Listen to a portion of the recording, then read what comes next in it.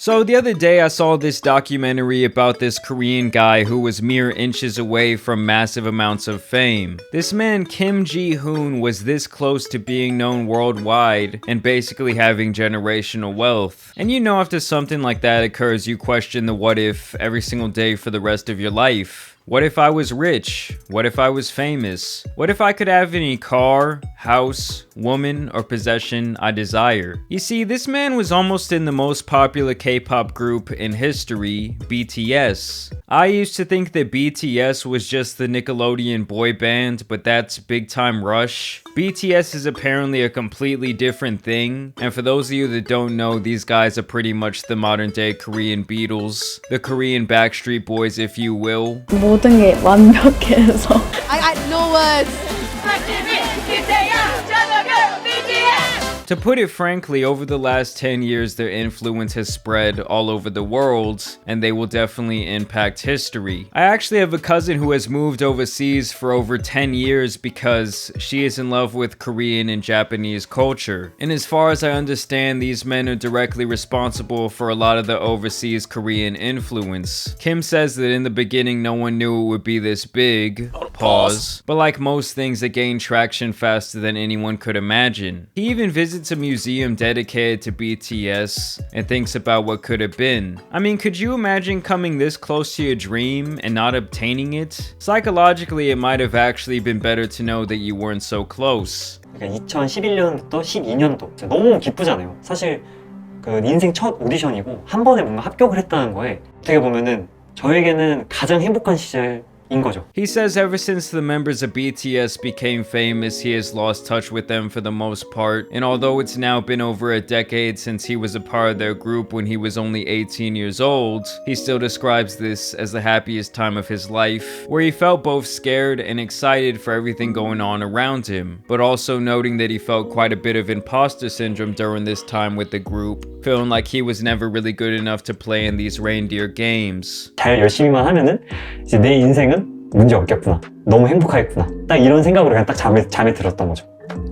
I mean, this man was really in the trenches. He was really there from the beginning when the struggle was real, sleeping 8 to a bus that was only meant to fit 4 people, and busting his ass for little to no money. He says during that time he worked harder than he ever had in his life, and that they were always pushing each other to improve their talents, whether that be singing, dancing, or just general onstage performing. You know, the music industry overseas is known to work these K-pop stars to absolute exhaustion, so this was really not a surprising confession. He even notes that the members of BTS now own the massive building they used to record in back in 2011, and he sees that as a testament to how far they've come. Kim says back in his BTS days, he got scolded for things like being out of shape or being late to recording sessions. He even admits he simply did not have the same fire as the young guys who remained as the final members of the now legendary group. The day he got called into the office and got cut sounds like one of the worst days of his life. Like when you know someone is gonna break up with you and you can just feel it in the air. Like you know the second you say goodbye to them, that was the last time you're ever gonna see them. As reality starts to set in, you realize the dream with the picket fence is now dead. You think about all the good times you had, you think about the what if. But for this man, it's like his ex, who was also his dream girl, is in his face every single day, and she's successful as fuck with a dream life, and everyone's always saying how much they love her and praising her for her accomplishments. And he has to live with that. I mean, I would think that's the definition of eternal pain. It should have been me, not him! It's not fair! And it sounds like he basically hit his plateau when it comes to his ability to be an entertainer. This is something that happens to many people, especially athletes all the time, who have to face the reality that they're not big league material. You would be surprised how far confidence can take you and how much insecurity can plague you when you and all these other people are very close to being talented enough to make it. And at the end of the day, you can be better than 99.9% of people and still not make a career doing what you want to do. And it's crazy because in another universe, this man is probably the star. But unfortunately for him, this wasn't some sort of Michael Jordan story within this timeline. It has been over a decade later and you can tell this man is still regretting what could have been. 왜 끝까지 못 갔을까? 왜 그러니까 막 그랬었어요. 그런데 그런 일이 있고 나서 이제 어머니가 쓰러지신 거예요.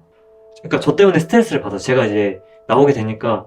Despite that, he no longer informs new people he meets about his former life because, honestly, he's trying to let it go. It's like back in the day, playing baseball was basically my whole identity until I turned 18. But it's not like these days I talk like that has anything to do with who I am, or even about playing the sport at all. I'm sure there's at least one guy in BTS who would change lives with him. At the end of the day, fame isn't always all it's cracked up to be, and can definitely be a double-edged sword. As he and another former BTS member reminisce on what could have been, they seem to make peace with their situation. They know the final chosen ones were simply more passionate, more driven, and quite frankly a better fit to be famous, even admitting they both probably would have held the group back had they been selected. And in the current day, they both now have good jobs living normal lives, but Kim Ji-hoon is still chasing a career in entertainment with his YouTube channel, saying his only goal is to still be like BTS. So I just thought this was a really interesting story. Thought we would talk about something a little different today. It's crazy to see some people that really almost make it. I mean, you're on the very brink, and then your dreams just don't come true. Okay, it's actually pretty depressing. But let me know what you guys think about this down below. I'm sure some of you have come really close to accomplishing your dreams, but you just haven't done it yet. Or maybe you feel like you're never gonna do it. So drop some comments down below if you can relate. As always, I do want to thank you guys for watching today's video, subscribing, and dropping a like. And as you guys know, it's been your boy, the Tan Superman, and I'm out.